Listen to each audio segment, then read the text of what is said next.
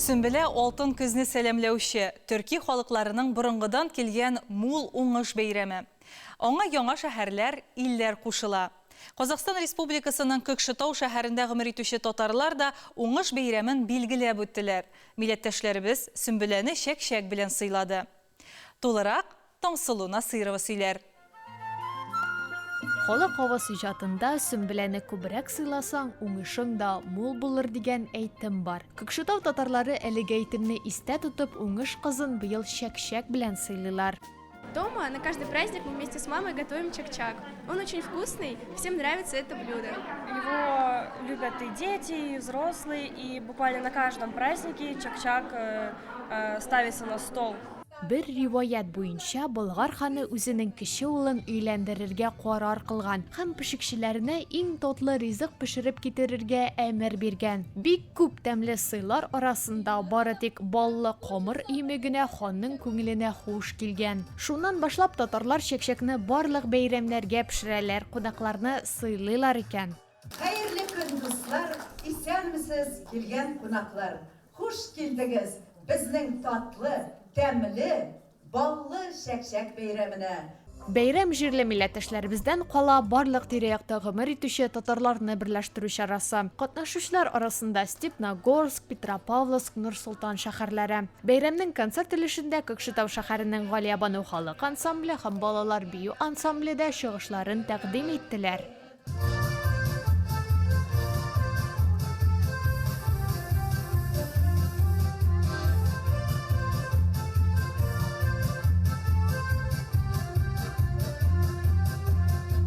Татар үзәген җитәкләүче һәм бәйрәмгә нигез салучы Рафаэль Абысел-Карнаев уңыш бәйрәмен 5 ел рәттән оештыра.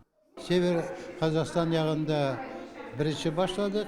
Бездән артыбыздан киттеләр икенче шәһәрләр, Петропавлда, Нур-Султанда, Кустанайларда кайда үткәзәләр, үткәзеп бирәләр. Шуның өчен бездә менә шундый Сабан туйдан соң, җәй бәйрәме, язгы җәй бәйрәменнән соң без көзге бәйрәмне, чәк-чәк бәйрәмен үткәзәбез. Шәкшәк бәйрәменең үзәк өлеше әлбәттә әлеге күргәзмә. Бирдә төрле милли ризыклар күрсәтелгән. Шәкшәкләрнең вагы да бар, эресе дә бар, әмма аерылып торганнары да бар. Исәнмесез, бүген сез нәрсәләр пешереп килдегез? Бүген без пешердек башкорт шәксәген, татар шәксәген и казакча баурсак. Ул берләштерә өч ултны. Тату тәмнәр яшәргә кирәк безгә, бөтенебезгә дә. 3 көн пешердем. Бәйгедә һәрбер шәкшәк остасы барлык сәләтен татлы ризык аша күрсәтә, ә жюри әгъзалары авыз итә, бәя бирә. Бу чак-чак инде Казахстанда торгасын, Казахстанның җайлауы.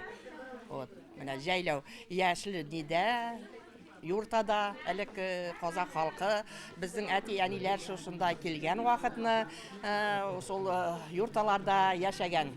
Шуны мен ясасым килеп, шуны ясап алып килдем. Менә татлы бәлеш, мин бик яратам аны. Татарча рецепт татар Мариям Ишанова бездә ханым бар безнең Көкшетауда. Аның рецепты кирде китапка, кулинар китапка. Шуның рецепты белән мин пешерәм, пешерәм ул татлы бәлешне.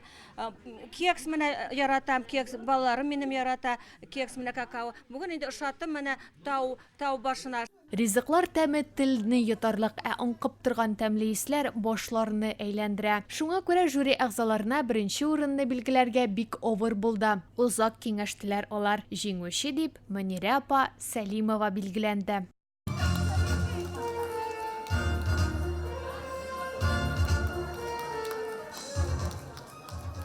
Бәйрәм ярминкәләргә дә бай булды. Охшаган әйберләрне сатып алу мөмкинлеге дә тудырылган иде. Начала вот шить такие тюбетейки 2 года тому назад.